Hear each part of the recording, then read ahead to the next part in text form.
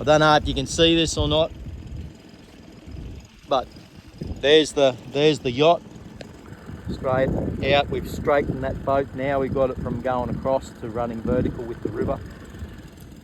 Couldn't pull it all the way to the shallow. Anyway, there's a crevice up here where the yacht must have been sitting, just sitting there, blocking this creek off where the crabber had his pots in. So anyway, the yacht, you can see the crevice there. The yacht's obviously been sitting there and has leant over. Possibly sustained some damage to the hull while it was up there from leaning over. And then you can see here footprints going up to that crevice where the yacht was leaning over. 1, 2, 3, 4, 5, maybe 6 footprints going up to that would have been going up to where the vessel was laying. And of course, it's blocked that whole creek off. Now the crabber was there, he did have crab pots in there, so possibly what he's done, or what someone's done, is well, someone's gained access there on the low tide to the boat, gone up to the boat, whether they were just robbing stuff or whatever they could get, I don't know. But anyway, they've gone up, interfered with the boat. Someone at high tide has pulled the boat off the bank, floated it up off the bank on the high tide, and you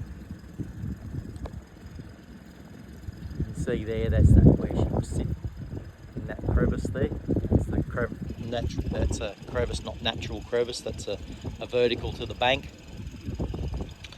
So anyway, they've pulled it out of there on the high tide. Now the crabber checks his pots on the high tide, so obviously there's a good chance he couldn't get in to get his crab pot, so he's taken it out of there, moved it, and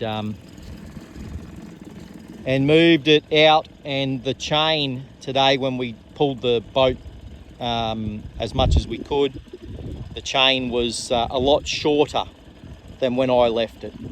I had about 70 to 80 metres of chain, maybe 90 metres, and there would have been maybe 30, 40 metres chain out.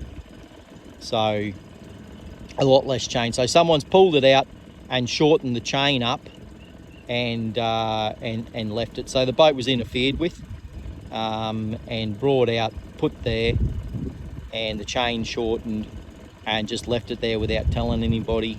And then she's sustained some damage from being up on the bank and taken water and sunk. So it's a criminal offence to board someone's boat. It's certainly a criminal offence to get on board and adjust the chains and stuff like that. So at the end of the day, I'm a victim of crime.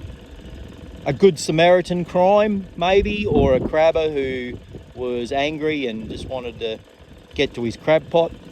I can understand the frustration, but now it's led to a lot more than a $50 crab pot.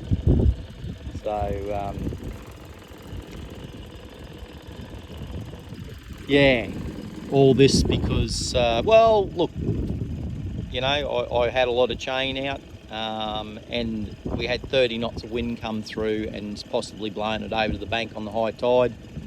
But had it been left there, we'd still have a boat, or at least a boat in a position we could pump water out of and get floating again. And obviously that's not the case now. A simple little recovery could have been a simple recovery, but now it's turned into something a lot more. Anyway, that's what's happened here. It's a shame it's happened.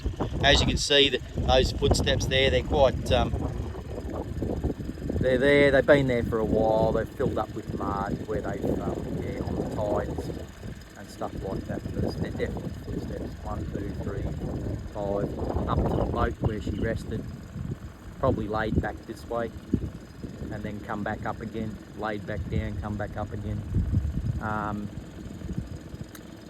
Yeah, but you can see there's no other marks in the bank. Some people say, oh, you know, crab diggings. Well, no, they're definitely not crab digging. Definitely footsteps up to the boat.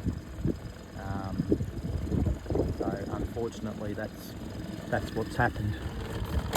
The boat had no leaks. It had no leaks at all when we left it. It was quite seaworthy when we left it, but that's what's happened. 100%, definitely what's happened. So yeah, unfortunate, but that's what happens when you have a breakdown and you break down and you're going to fix your boat. You leave it for a couple of weeks until you can get back, and then yeah. Okay.